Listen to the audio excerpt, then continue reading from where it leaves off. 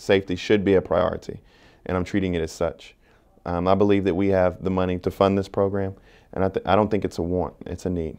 Bamberg County lawmaker Bakari Sellers says school resource officers are considered the first line of defense at schools.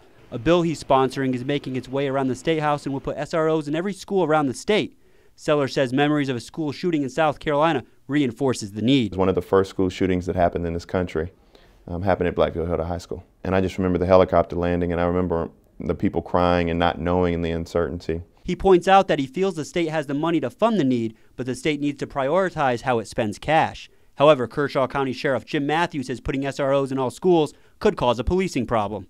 We are stretched so thin that we are rapidly losing our ability to provide the services people expect.